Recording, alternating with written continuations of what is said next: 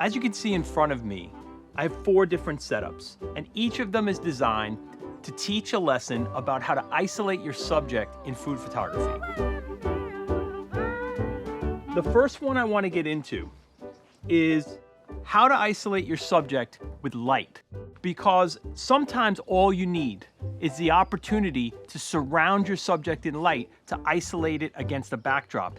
So what I'm going to do is I'm going to switch to the 3x lens, and then I'm going to drop down a little bit so I can isolate this subject in the sky. Now you say, okay, well that doesn't really work yet because my subject's really dark, but watch the magic here. I'm going to lock the exposure on my subject and allow the sky to become overexposed. And now we have our subject isolated against the light. So I'm going to take the picture. Perfect.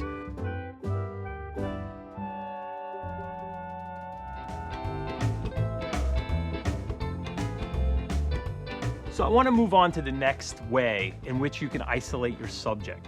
And now I have this whole bowl full of these apples. And what I want to do is look through them a little bit and figure out which one looks the best.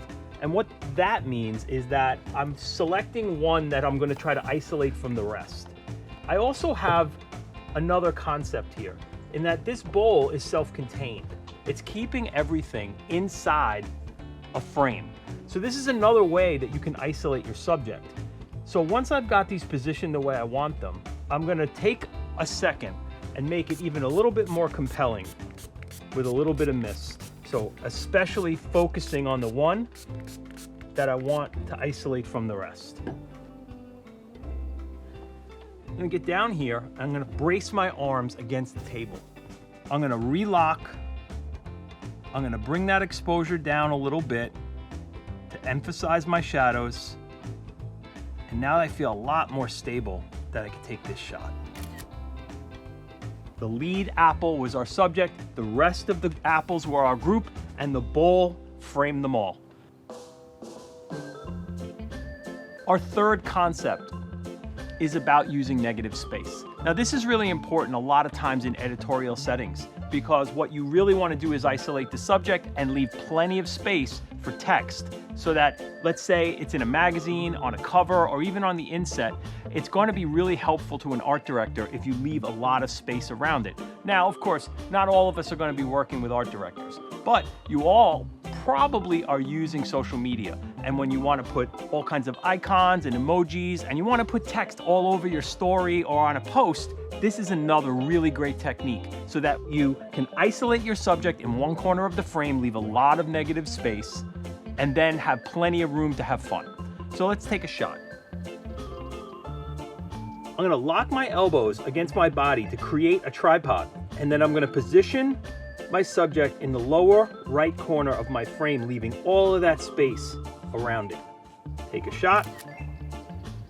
We have plenty of space for text, and we have isolated our subject successfully in this third scene.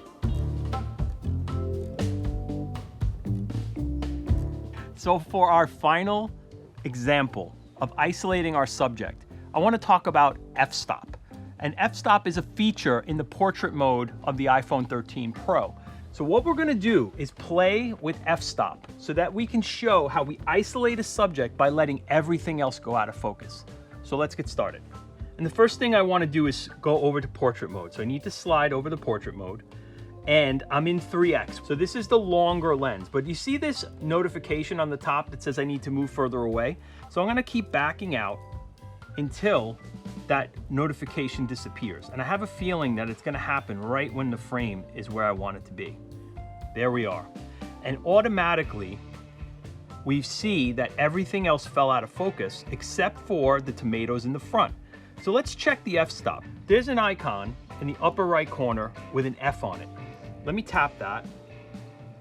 And it's telling me that my f-stop is 4.5, which I think is pretty good for this, but I'm gonna back it out to 4.0. From here, I'm gonna hold on that front tomato to get focus lock. I'm gonna stabilize myself as best I can, and I'm gonna take a picture.